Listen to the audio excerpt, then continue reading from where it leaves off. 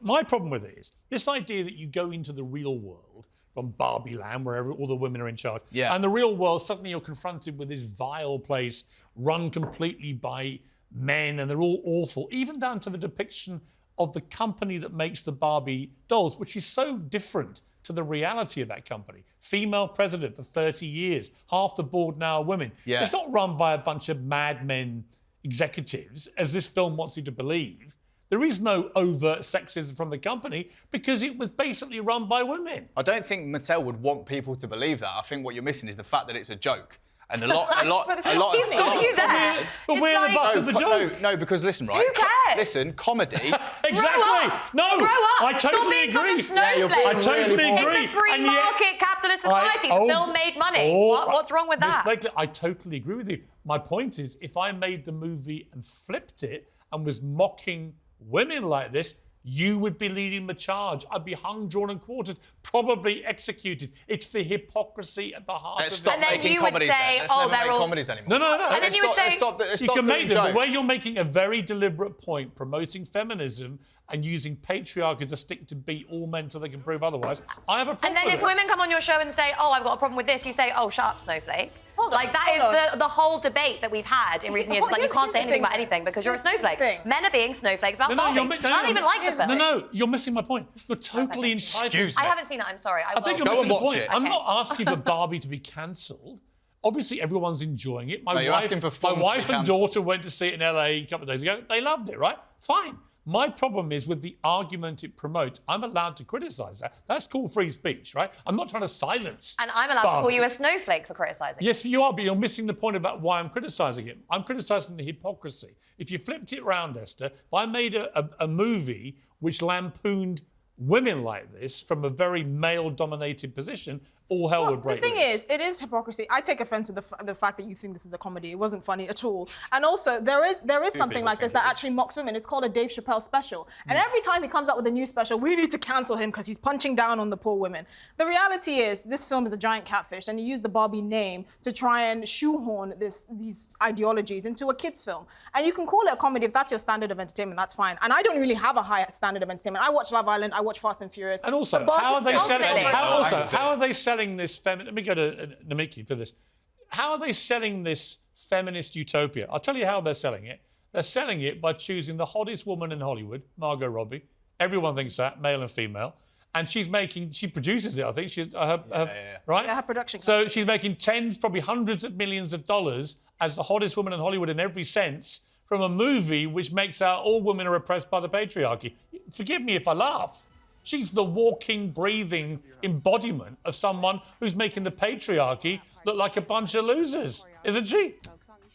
No, I don't agree with that at all. And I think historically, there are a lot of women who had to use whatever tools were available to them. She is beautiful. She's also a brilliant actor. She's also extremely intelligent. Yeah. She's also well-spoken, as are all of the women and men, by the way, in that film. Ryan Gosling is not getting, the attacks the way she is.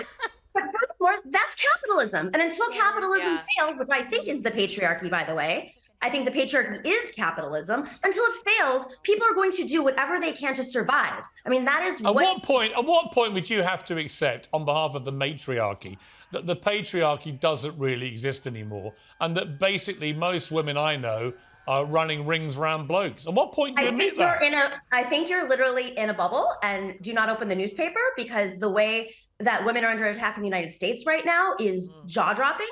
I mean, with the ban on abortion, the ban on women's health clinics, women being targeted, rise in domestic violence, not to mention that our pay has not moved in ages. There's a declination in women in leadership, even though we think we should be at some sort of a parity at this point.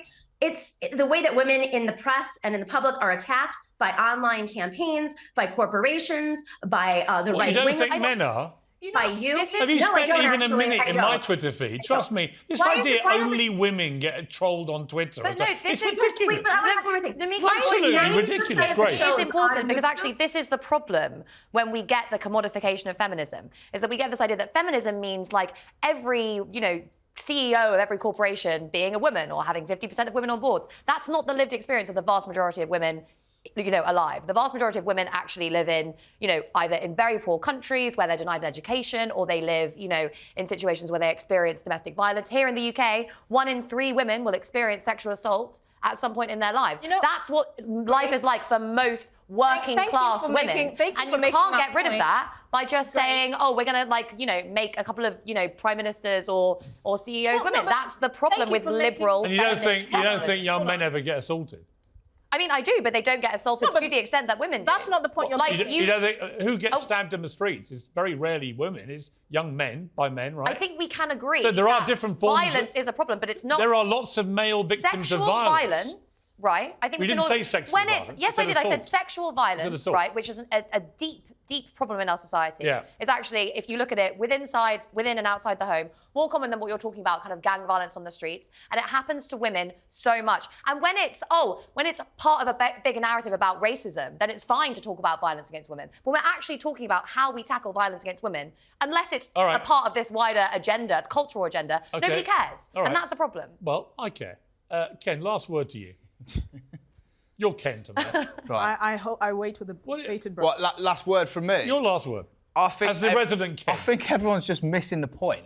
It's a joke. Greta Gerwig has done a good job of navigating a potentially massive minefield. You're right, if it flipped, it would be a different story. But ultimately, that's my point. I'll admit that, right? But we're talking about a doll that was made in 1959 to empower women. It took you 18 minutes, but you got to a place of saying, that's beside the point. I agree with you. That's beside the point. By the way, I want to end on that. It's about women empowerment. There was only one. Power to women. Yeah, all right, enough virtue signaling, mate. You've ticked all the boxes. I'm going to end by giving women what they really want from their Ken. It's this. Come on, Piersy, let's go party. That is terrifying. That's a proper Ken. There's another one here. There we go. That's heavily photoshopped. It's not at all. I have no words. This is the whole. I got a whole raft of Ken pictures here. I have nothing to say. That is terrifying. Esther's really gobsmacked. She's been silenced by the glory. Speechless. Thank you. Let's leave it on that. Rendered silent by the glory of my Kendom. Thank you, Chris. Congratulations, mate. Margot Robbie's one of my favourite actors. Probably is my favourite actress. I met her at an Oscars party. She was fabulous. Did she tell you about how she likes Union? No, we talked about cricket. Big fan of Union. We talked about cricket. She's an Australian, unfortunately, and right now, it's the last thing I want to talk about is cricket.